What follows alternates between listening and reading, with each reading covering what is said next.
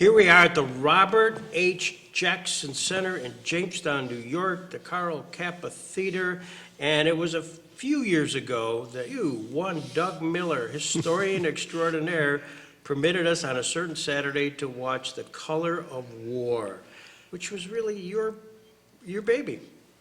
Yeah, I was one of them. Takes a lot of people to make a show. So I was responsible for writing and producing 4 hours of it. You know, it was a series of color footage. So I did 4 different episodes of that.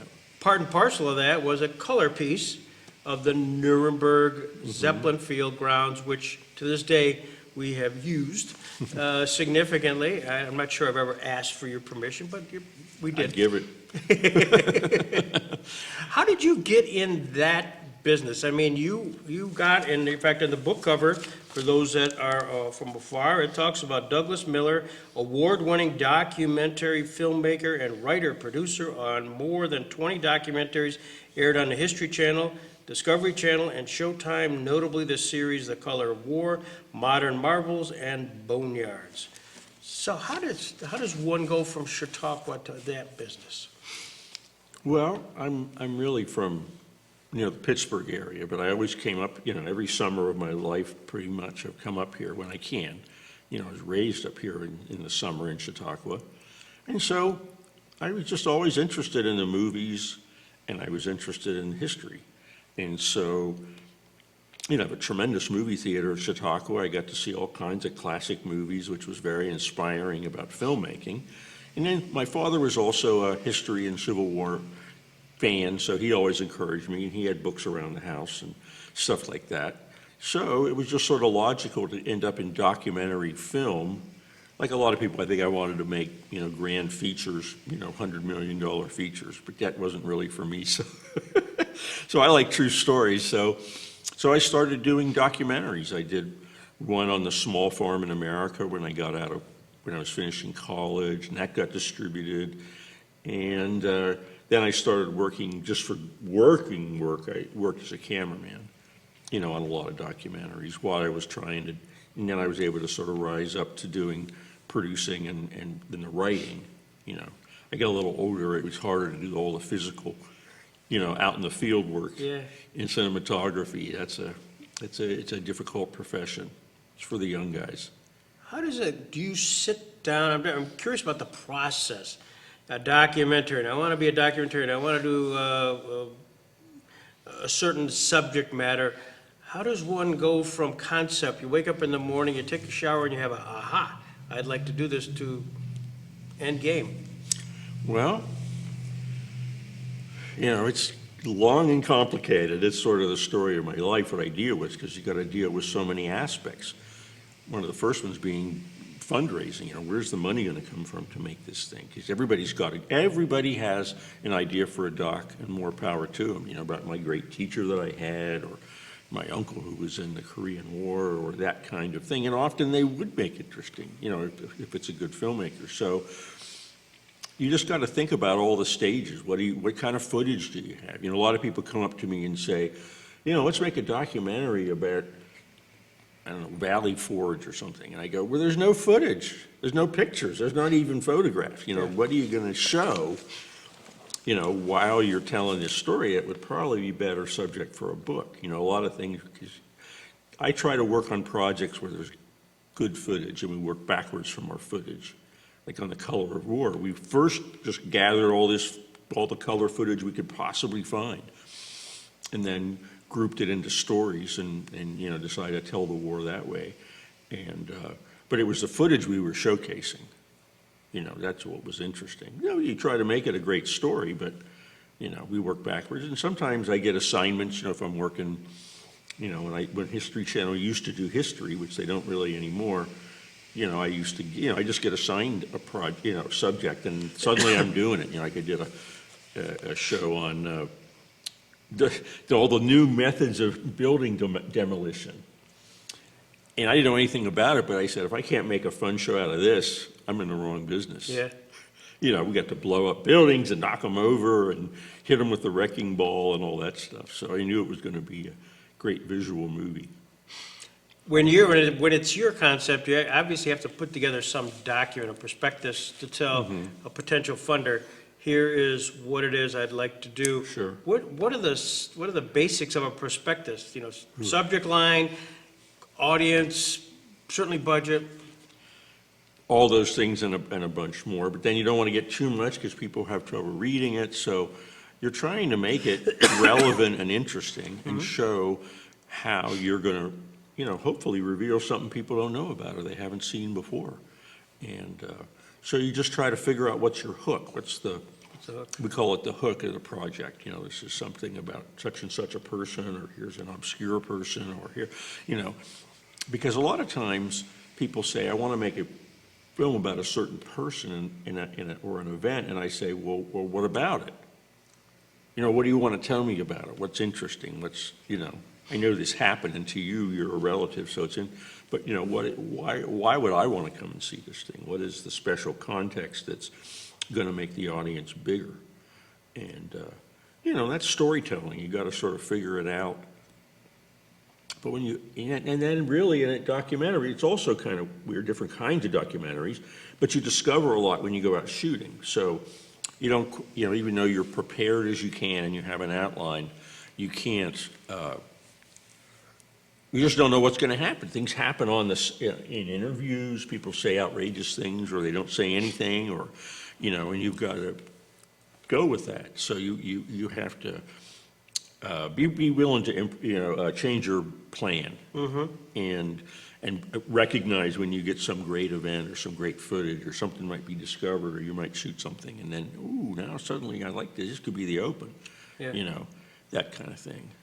So you go in with a plan, and then you change your mind and actually write it in the editing room. So it's a kind of a different thing, and that's what I do a lot. That's what I've been doing for most of my career is, you know, I write them and produce them, and so that's when you put everything together. That's the hardest part, because anybody can pile up footage, especially in the video days.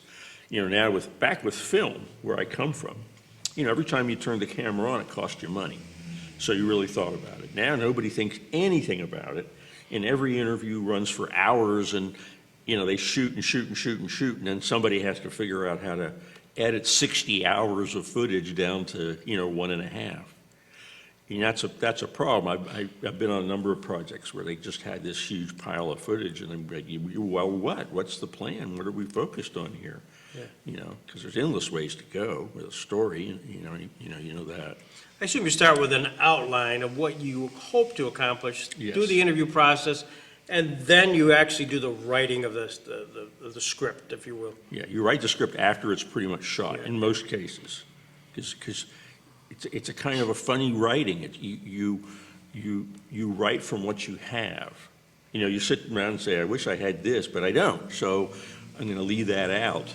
You know, and I got to go towards what I do have. You know, and I have to write, and you're trying to get your point across a lot with the interviews and with the people in the film.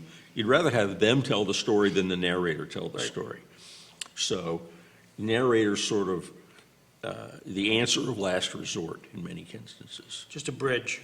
Yeah, you got to get from here to here, and it's hard, you know, you know, I've also worked on a number of non-narration documentaries, and they're harder to make, and they're also a little harder for the audience, because they have to work harder. They have to put things together. Everything isn't made, you know, simple for them. So these are creative decisions you have to make at some point. I've been on films where we had a narrator right up almost until the end, and then the producer said, I don't want a narrator anymore. We got to rewrite this, you know. Now we're going to do it a different way. So, okay, you know. When you think of documentaries, the ones that are non-narration, where there's really nobody. I mean, you just got the interviewees working their way through the entire story. It's got to be so difficult. And developments and stuff. You have these massive transcripts, you know, everything gets transcribed. Yeah. So you do a lot of your work on paper. You know, I look through, here's a quote, here's something that I love. You go through, you know, I don't know how much I should go, you know, you want me to go on about this, but essentially you come back, my own system is you come back, you look at your footage, and everything gets 1 star or 2 stars, or no stars. And, If it gets 2 stars, it's definitely going in. If it gets 1 star, it's to be considered. And no stars mean it's adequate, but you probably aren't going to use it. And so then I often work backwards. And there's a great quote, that I have, for instance.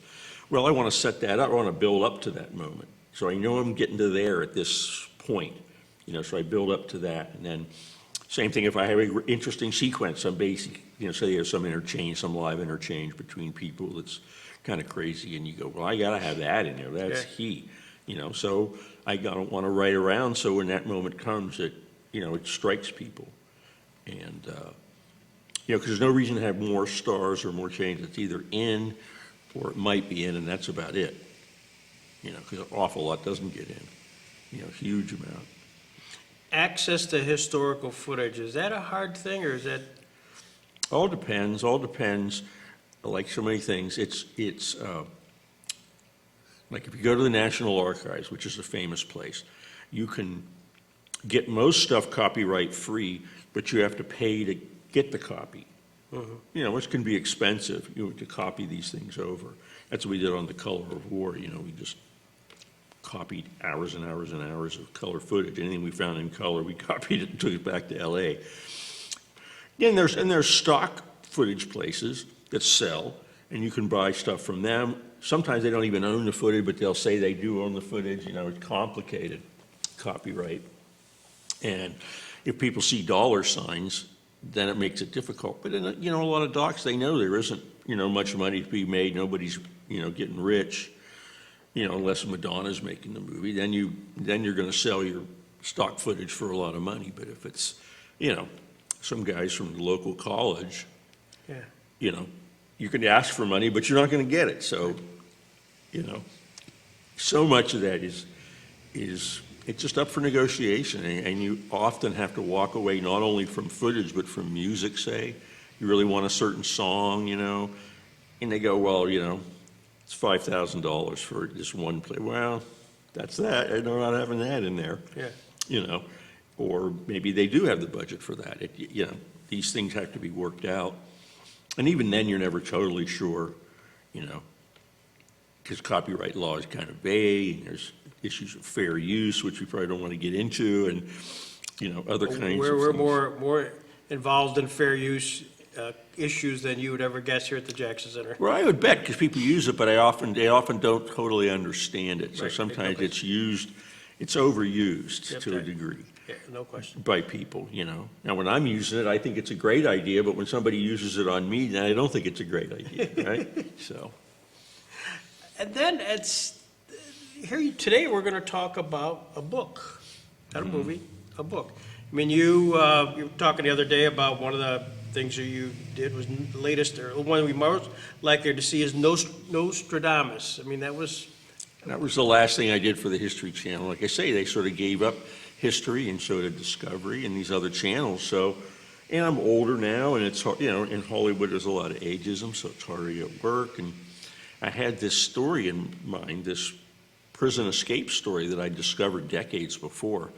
And when I first discovered it, it's like I'm always looking for stories. I said, wow, I read a first-person account of this prison escape in the Civil War. And I'm a Civil War guy, so I understood the context and stuff. And I was just like, wow, this is just a tremendous story. We should make a film about this. And so that's how I approached it originally. And then, I literally collected first-person accounts for decades, of this event. And how would one do that? well, any way you could sit down and think about putting down Libby Prison and some of these names and see what comes up. Originally, I had to do it all in libraries. There was no internet. So, but luckily I was in Richmond for a while, and Richmond's where it happened. And Richmond, they're Civil War nuts, and they collect everything. And so it was actually and it was the location where it actually happened, so I could be on the sites, even though the main buildings aren't there. But, that was inspiring. And so I gathered a whole bunch of, the more accounts I found, the more interesting accounts I found. And it was, I should say, this is a prison camp for officers. And so in the escape, all these guys, over 100 guys escaped, all could read and write. You had to read and write well to be an officer, because that's the only way you can communicate. So these guys, because it was a big event, it caught a lot of coverage back then, sort of forgotten now, but it was huge back then. And so, so all these people over years wrote their accounts, but some of them might be 30 years later, and it might appear in the local, Charlestown Gazette or something, or it might be in something in Ypsilanti, Michigan. Some guy gives a speech about his experiences. So they're scattered all over the place. They're really hard to find. You hear references to them. Some of them are very rare. And then Google Books, when they started putting books online, they like to put Civil War books online because people find them interesting, and they're public domain. There's no issues of copyright. So suddenly, these books that, like a book in Ypsilanti, Michigan, I'd been trying to find somewhere else, there it is on the internet, boom, it comes up, and so, and I was able to, when they got to where you could word search on PDFs, in newspapers and stuff, I found a lot of great, because people used to publish their accounts of the war often in their local newspaper, and so you could find them that way too. And then there are books, a number of people publish books about the thing, and so I was ultimately able to find 50 first-person accounts of this one event, which is very rare to be able to do, especially 150 years ago. So then I decided I wasn't doing any docs. I'd do this, do it as a book, because I really like all these first-person accounts, so I feature them heavily in the book. It's almost like a kind of a documentary with interviews, even though there's no interviews, but I quote liberally from all these people who wrote about it. In the prologue, you commence with, interesting news cannot grow stale. Time cannot destroy that interest. It cannot even fade it. The eyewitness's narrative, which stirs the heart today, will as surely and as profoundly stir it 1,000 years hence. Mark Twain. Yeah, that's something I just discovered in his autobiography. And he was talking about how he had heard this story about a shipwreck, and the people were telling it had happened earlier, but he was first hearing about it and was saying how amazing the story was. And he used that quote. I said, man, that's exactly what I think when I'm trying to do. So I just, again, public domain, I just lifted it out of his book and put it in mine, and identify. Of course, I identify all these quotes that I use and stuff. Well, this is your really first book, isn't it? Yes, So this first book published. So I was lucky, I was lucky to get it out there. I was lucky to find an agent, and the agent found a publisher, and the publisher's happy, and they were a good publisher for me because they're mainly a historic imprint. They do a lot of history of all types, but that's what their focus is as a publisher. So they're an imprint. They're called Lions Press, and they're an imprint of Rowman and Littlefield, but this is like one of their historical imprints. So the process, and we'll get into the substance in just a second because it's such a great story. The process, you start jogging things on a piece of paper, you outline it. You mean for the book? For the book. Well, I had, in this case, I decided early on I'm going to do it chronologically. So now I already have a framework, because I picked it partly because, and you pick these stories for films, that you try to pick ones that have a beginning, a middle, and an end, because so many people get into stories that just sprawl off, and there's a million characters, and they all connect to each other, and there's not really a resolution, and that's life, but it's not a good movie. So I knew I was going to do it chronological. And then in the nonfiction world, you have to write a proposal for your book. Not in fiction where they just want to see the book, but in nonfiction, they want to see what's your proposal, like you said, who's the audience, who is this, what's a book going to be like. Let me read put in some sample chapters, break down, you have to do a little breakdown of all the chapters, here's what happened, blah, blah, blah. So I did that to have that proposal, and though I was like, why do I have to do all this? It was actually quite good, and it helped me really organize it. And so I worked from that template, and I tried to really organize it in advance, which is what I do in most of my writing. I didn't do a whole lot of rewriting which I certainly did, went over it and fixed everything, but I mean, I really planned in advance before I wrote a chapter, what was going to happen in this chapter, and then I would write it. So just with this project, it was good, because I often had the quotes already I wanted to use. I knew the events that were going to be covered in that chapter to get to the next one, and So anyway. what was the process to decide the hook? As you know, in most books, you're either going to get the reader or not get the reader in about the first page. Well, in this one, I just decided the hook was the greatest escape, and to get people in conversation. First people said, how do you know that it's the greatest? Because it just is. And I constantly was challenging people to come up with one that involved more people or more events or was more consequential. They often bring up the movie The Great Escape, but that's a mostly invented story. There's no Steve McQueen riding his motorcycle or any of that stuff in reality. And so in this case, I had a good story. Often you think, just don't screw it up. Tell the best people, get the best people quotes, that are narrators. And if I'm a good writer, hopefully I can connect all that and make it interesting. Almost 30 years had lapsed from the event that you were writing about. You start with that which occurred in Chicago. Yeah, when they had when they moved the museum to Chicago, not the museum, the prison.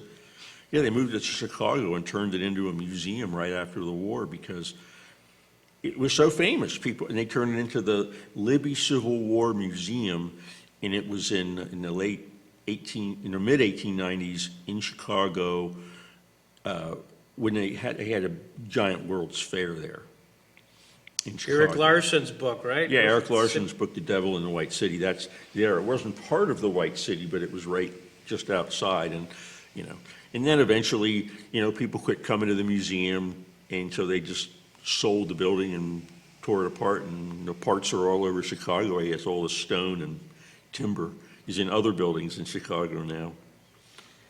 The Libby Prison. Yeah. Was there a reason for the name? Do you know? Yeah, that? just the owner of it. It Okay. literally was a big warehouse right on the water in the James River in Richmond, a huge, important port. And, it was 4 stories and just this gigantic building, but they had, streets all around the outside so they could patrol it. And they just put these guys in this building thinking they could fit 500 in there, Union officers. They never let them out, and eventually they were up to 1,200 jammed into this place. They're starving, they're freezing, the conditions are really terrible, and the death rate's pretty high. So these guys aren't escaping because it's their duty or because this is something to do. It's like life and death. These guys figure if they don't get out, they're going to die there. So the Confederates, these are all prisoners of war, but it was segregated to the extent these were the officers. Yes, and that was a tradition at that time, just the way it was done. The North did the same, it was just sort of the way it was done. Officers were segregated from the infantry. Was there any sense that they could get intelligence from these officers, or was it just kind of the Confederates in this case, they brought the officers in one place, Libby Prison. Was there a sense that they could get any intelligence, kind of work that, like a prisoner of war might be extracted information, or they just kind of take them out of play? They just put them in this warehouse and left them there. Yeah. And gave them a little bit of food, and that's it, And, again, in the Civil War, prisoners of war, nobody knew what the hell they were doing. Nobody ever done anything like this before. It kept changing. First they got a few prisoners, and originally the Confederates' idea was they put the prisoners in the slave pens, where they kept slaves and auctioned slaves. But that got filled up really quickly. Yeah. So then they had to search for another place, and then they found this building that was just basically empty, and took it over from the guy who had it, and just put these guys in there and kept them there during the whole war. There were prisoner exchanges, but they sort of started to break down later in the war. There was too much animosity, and so there were less and less exchanges, and now each side had to deal with more and more prisoners. Till finally, at the end of the war, you had Andersonville, which was partly a reaction to this prison escape. Once these guys escaped, they were like, well, let's get a better big prison for everybody, we'll put it out in the middle of nowhere instead of in the center of the Richmond Capitol.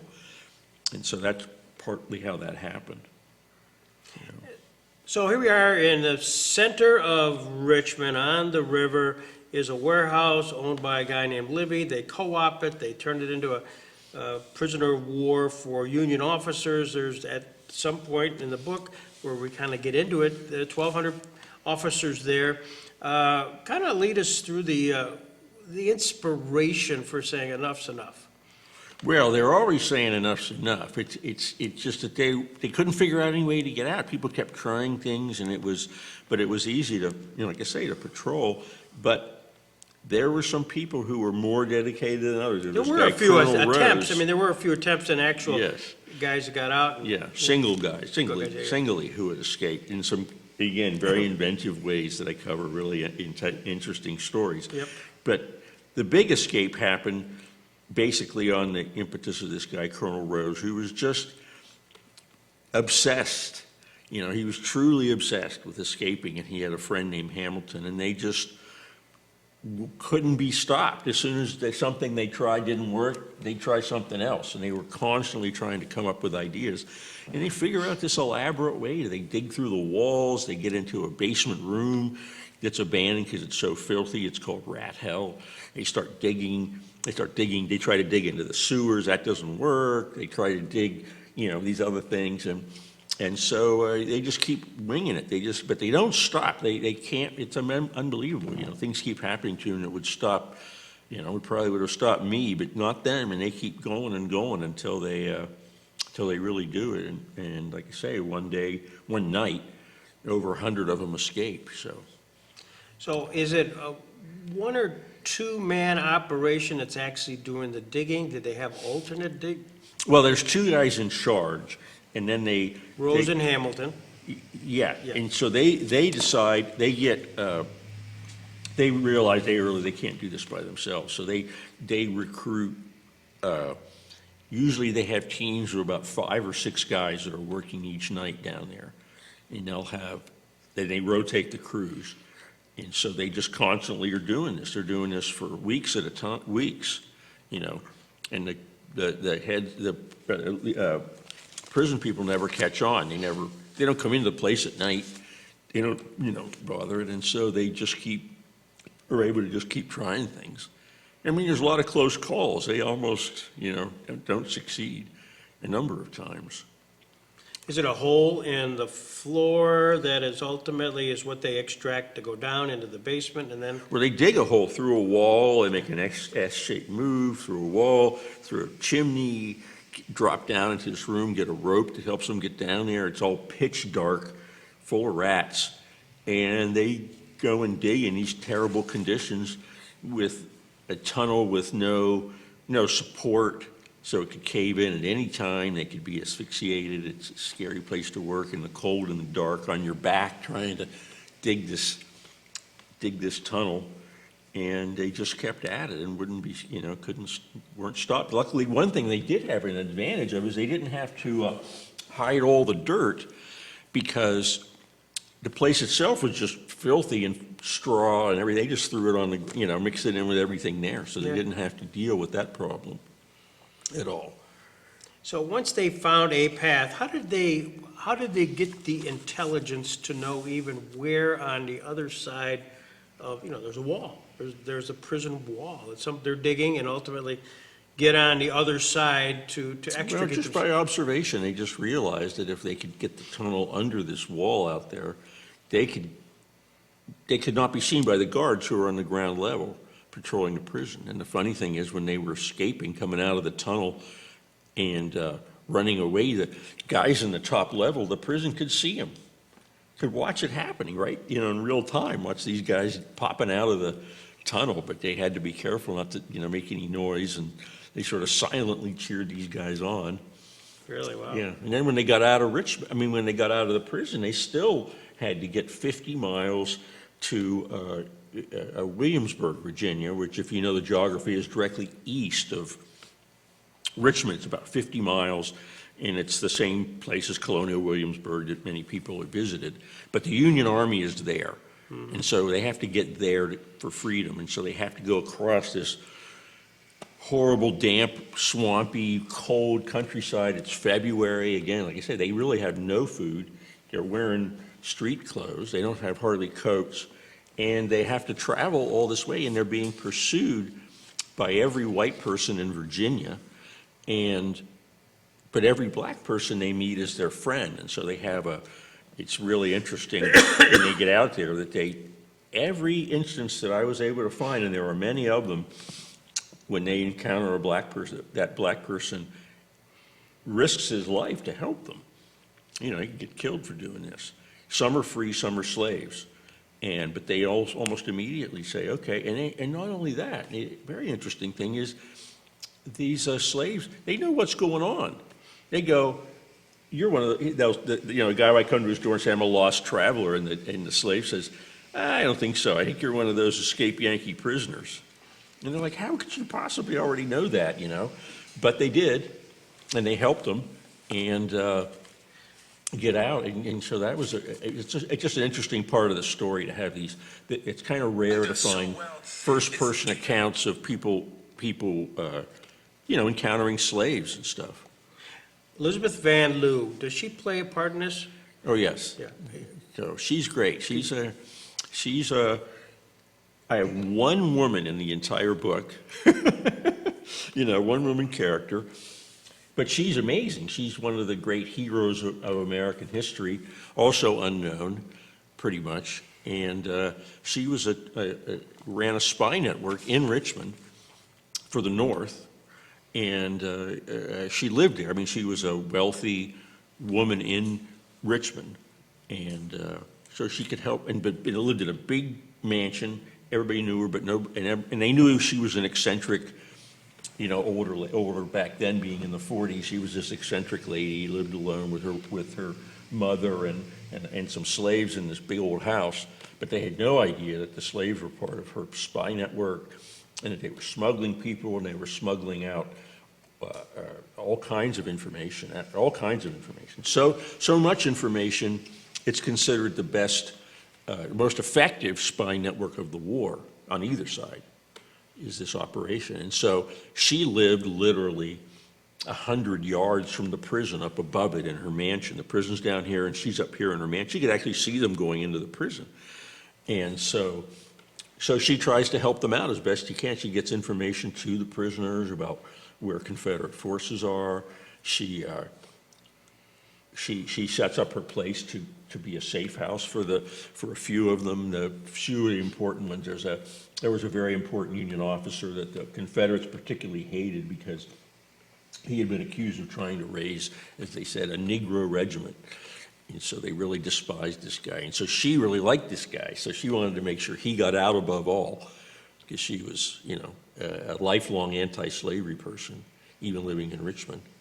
I found interesting your reference to how the Confederates, in their questioning people who were Union sympathizers, especially males, they sort of kind of took them, they put them in prisons, they confined them, but they did not mess with the women. And they did not mess with the slaves. No. They had sort of free roam of the whole. It's not what you would expect. It's an interesting thing. White people had to sign a loyalty oath to the South, white males. White females were not considered even an issue, and it didn't ever come up. Nobody ever even really thought about it. And any white person, any male walking around Richmond could be confronted by, the local MPs, whatever, what they were called back then, and could be taken away to a work camp or could be put into the army if they were white. But women were just left alone to wander, and slaves were left alone because they were considered innocuous and working, and they always had passes. She always made sure you had these handwritten passes, and these things really worked. If slave showed his pass, nobody would stop him. Essentially a pass saying, my owner is. Yeah, my owner has sent me on this mission, or my owner, is Elizabeth Van Loo, and blah, blah, blah, and stuff. So they talked, she talked about having, the interesting thing is during the war, she could have freed her slaves, but they would have had to leave Virginia if she did it, and they decided to stay there and fight the fight with her. And again, they would just still be, under her thrall, and they had, paperwork from her, and then they were able to do their business. She had a farm outside the city, and so she had these same guys go out and back every day bringing in produce, but they were also taking out messages that, then went on a chain and went back to the Union Army. And sometimes she even gave her, famously later in the war, the paperwork or whatever the message was, whatever the intelligence was, would arrive wrapped around a rose from her garden. Yeah. And she would do that. It was like And Were you amazed to find out about her, or did you know Yes. about her? I knew about her, but only in a vague sense. Her legacy is very confused and complicated because, I don't know if you get into this, but after the war, she wanted to live in Richmond where she had been raised, right? And she thought, the war's won, things are going to change around here. And so she didn't want to be known as the Union spy and had the real evidence, of that. So she was allowed to go to the National Archives, take out all the references and messages and all these things that she had done and destroy them. So she almost destroyed her legacy and intentionally. So there's a lot of arguments, and there's a very good academic book about her and her life. And she had sort of a long life. Again, she was just a very interesting, independent, brave woman who accomplished a lot. Where was the source of her money? Her father was a hardware merchant. He used to ride around in a carriage with 6 white horses, and they had one of the biggest houses in the city, and that kind of thing. So people would come to their house and stuff. The head of the Supreme Court, all kinds of people would come there and talk and meet the family. And so she inherited when her father died. And Was she married? No, she was never married, though she supposedly had a broken relationship, an unfaithful lover, and she sort of decided to give up on love. Or I don't know, nobody knows those, really. But she did not marry. And she lived her own. And after the war, Grant was so impressed by what she had done as a spy, how important that had been, that he visited her with his wife, and they had tea on the porch. And then, when he became president, he appointed her postmistress of Richmond, which was rare to have a woman in charge, much less a Union sympathizer. And the people of Richmond hated that idea. They hated that she was there and she would hire African Americans and stuff like that. But all 8 years he was president, she had that job. At a point when he lost, he didn't lose, but when the next election came after his 2 terms, then she was out of there. But the whole time he had anything to say about it. Yeah. And, people would criticize him, and, he was Grant. He didn't give a shit. He didn't care about what they were saying about him, much less people in Richmond. How fascinating. So the greatest escape actually occurred February 9th, 1864, and Yeah, so it's later in the war. yeah, and Rose and 108 other captives, including Union cavalry raider Colonel Abel Strait, finally struggled free on that frigid night, and off they went. Now, not everybody was successful. No, like you say, every white person in Virginia was out there. I mean, all the civilians, everybody was trying to catch these guys, and so they could only travel at night, pretty much.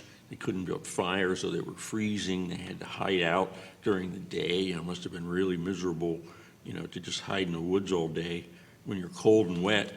And at night they'd start out again. And so, they just kept struggling all the way across, and a lot of them were run down by the Confederates, who were actively searching for them, and they were watching all the roads and everything, so they had to go out into the woods and go through the swamps, and, the stories are amazing about what they have to do to try to, get to Williamsburg, and it takes them mostly like 5 days or something out there. those that are recaptured, what happened to them? Well, they ended up getting put back into prison and put in a dungeon. They had this horrible dungeon down there, and they were on bread and water in a cold, dark room, and they had to stay there. But actually, they'd only kept them for a couple weeks, and they sort of then relented and let them back to the prison population. And so a number of them were eventually exchanged out. I don't know what happened to all of them. Yeah. But the ones who did escape, they were all mid-level officers, which both armies were short of, experienced quality officers, and they rejoined the war effort in almost every instance. Went back to help in the North. Did you ever see a list of all 109 names? Yeah, there's a list. Yeah. It's sort of disputed, a couple, you can imagine a couple names are off, and there's also people who say that 2 of the guys drowned in the escape, but I've never been able to verify that, and I've never been able to find out what their names were, so I don't believe that happened. Yeah. So I left that part out, but, somebody could come up with an argument for it probably just as well, so. I know that part of it was they take roll call, and then obviously at some point, there's 109 short. Yes, and that's another real interesting part of the story that I don't want to give away, but they were counted every day regularly, and they literally tried to, and they would game the count often. Guys would duck down and reappear, and go through different ways that they had it, and so the counts would constantly be screwed up. And so, made it very difficult for them to figure out. But in this instance, so many guys got out that the prisoners who were left didn't know how many got out. So they didn't know what they were even trying to cover for. They hadn't been told. If there's just like a 1 or 2 guys or a couple guys missing, they could keep that covered up for days. But 109 guys is pretty hard to keep hidden. If they're gone, Yeah. they're suddenly gone, And they do these counts where then they'd herd everybody into one room, jam them all together, and then count them out one at a time. They'd come out, and be identified until they emptied it. And that way, there couldn't be any fraud. But that takes a long time. So while all that's happening, these guys are still escaping. So there is, obviously, the escape occurs in February. I can just imagine the head of the prison, Turner. Yes. There's a guy named Turner? Yes? Kind of like, what the hell? And was there any reprimand at all with the prison guards? Did you get any? Yeah, the first thing they thought was it's no possible way these guys have escaped. They must have bribed their way out. And so they took all the guards and put them in jail. That was their first move. Yeah. And because they hadn't discovered the tunnel. And then it took them a while to discover the tunnel, and then they discovered the tunnel, they let them back. But the head of the prison, who was this young, sadistic jerk who really loved to beat African Americans and starve white Northern Americans, he was furious and went out after them, and but it just shows how short the Confederacy was of people at this time. He doesn't lose his job, I guess they probably don't have anybody else to take his place, so he gets scolded by all the leadership and laughed at by the citizens, but he's still there. He was still there. He survived the war. So This caught the attention of the national media, didn't it? yes, it was a huge deal, and it covered it for days and days, both in the southern and the northern papers. And they would print, day-to-day lists of how many had been caught and how many had escaped, And then the union even gamed that. They'd put some names. They'd start to. They just asked the press to publish these other names just to let the Confederates think they'd gotten away, even if they didn't. Even if they were unaccounted for. Shocking. Yeah. To try to throw them off and not let them know if somebody had Yeah. gotten away or not. Whereas you're writing this and using all the first-person accounts, and that's, I read the tremendous opinions of people who've read the book. One hit struck me: I would hardly believe this astounding story were not so meticulously researched and annotated, and Miller paints each scene with a great flair for historical reality, especially the unexpected description of what day-to-day prison life was really like at that time. And as you read that, do you believe that? That's what I tried to do, if you know what I mean. I can't evaluate myself, but the reviews have been great, and the personal reviews in like Amazon, you can go to the book on Amazon and scroll down, and there's all these reviews from readers. And those are, great. They're very. I send everybody there because they're all good. They're all really good reviews. And then I've been reviewed by some magazines and some other places, and it's just been difficult because I brought it out, because of COVID. It's been really hard for me to get the word out. I can't, there's no readings, there's no signings, there's no, talks at bookstores, there's no, there's no organization, Civil War organizations getting together. There's just none of that stuff's going on. So it's been hard for me to get the word out. But, in places I have, like I say, it's gone over well. The Chautauqua bookstore sold out a couple times already. There we go. Perfect. So it's good word of mouth in Chautauqua. Well, obviously, today is because of that word of Yeah. mouth, and here we are.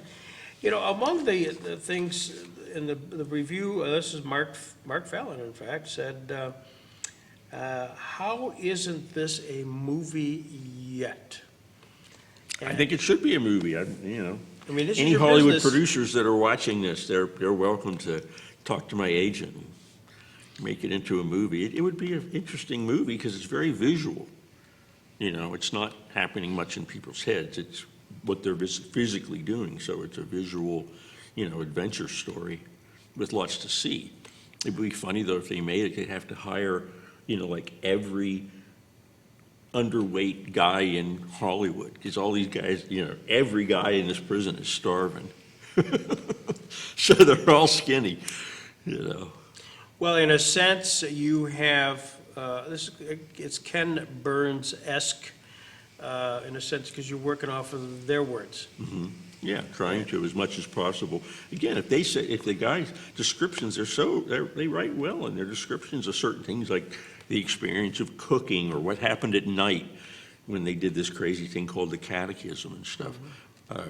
Their accounts are better than what I can say, so I just let them tell that part of those particular parts of the story. Have any of the family members, the descendants, appeared? A couple people just said, I understood that my ancestor was part of this, but, unfortunately, not from any of the people who I featured. Like one guy recently wrote me and said, I had this great-great-grandfather and he was part of the escape.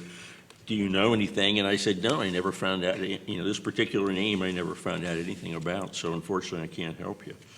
But other people, wrote a lot of stuff, and, there was even one typewritten account that was really great, and it came with a cover letter from an attorney who had dissolved the estate of this man's daughter. He was an officer, and he was in Libby, and he was part of the escape.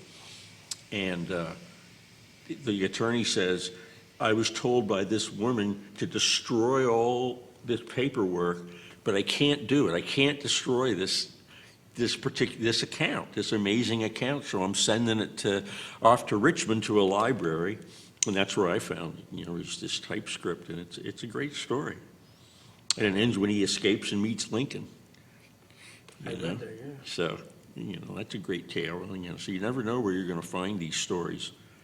How about the various sketches and diagrams that you have here in the book?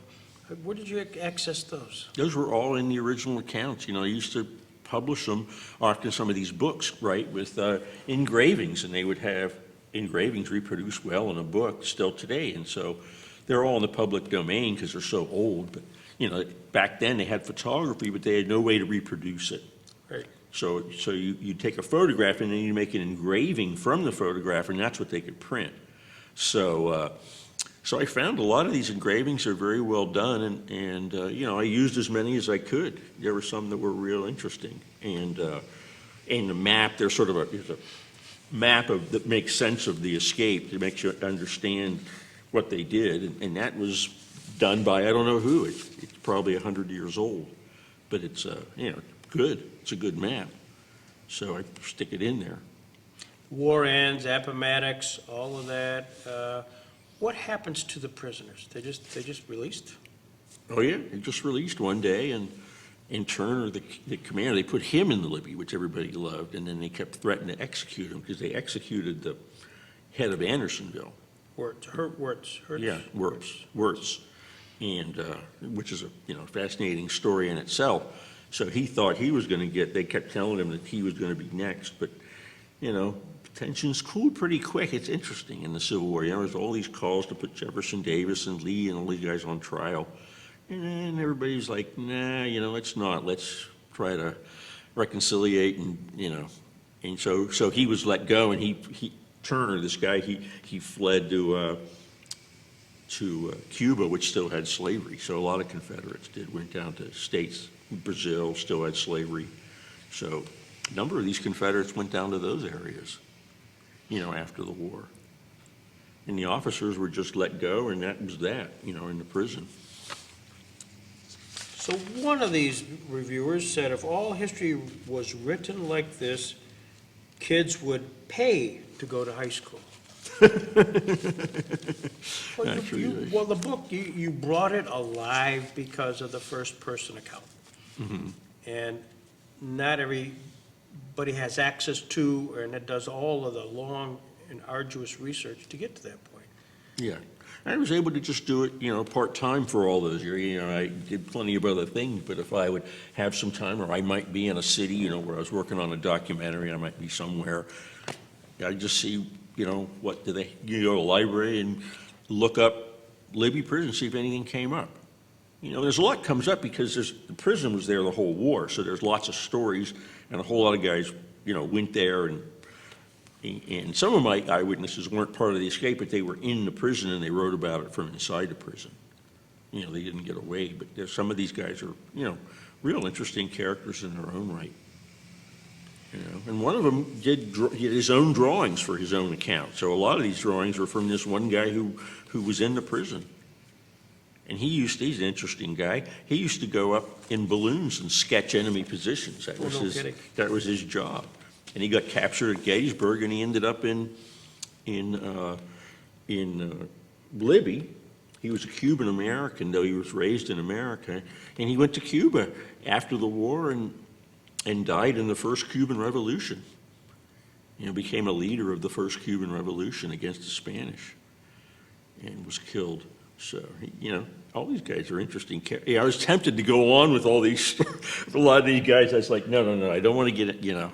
I don't want to sort of end the story, because if I start doing one, I got to do another. It gets complicated. What happened to that section that sometimes you Well, what you do have a little teaser for us Chautauquans, because there is I think a pastor, or at least an orator, who went on the Chautauqua circuit. Yeah, so I had to put that down. I know. I had to get Chautauqua in there. And I went to the archivist at Chautauqua, and we looked around and found that the guy had come to Chautauqua. We found, notices of his speech. He was at Chautauqua itself. Oh, really? And, but I couldn't get any reviews, unfortunately. It just announced that it was being, it was happening, but I couldn't find any more information. It was just an invite, in the daily, an old daily, to say, watch, Reverend McCabe give his famous lecture, The Lighter Side of Libby. He had this curious talk about, it wasn't so bad, and,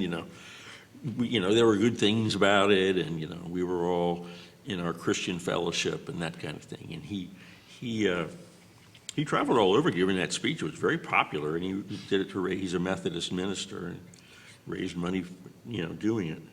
So you actually, from other sources, got the substance of what he would talk about. Oh, yeah, there's actually a transcript of his main speech, his main speech about that, so. But in a lot of these cases, I was careful to not use, like in his speech, often he talks about some things he heard about, or that didn't happen. I used the stuff that he said, I saw this. Right. And I did that with a lot of people, because, same event, a couple people talk about it, and then you go, well, who was actually there?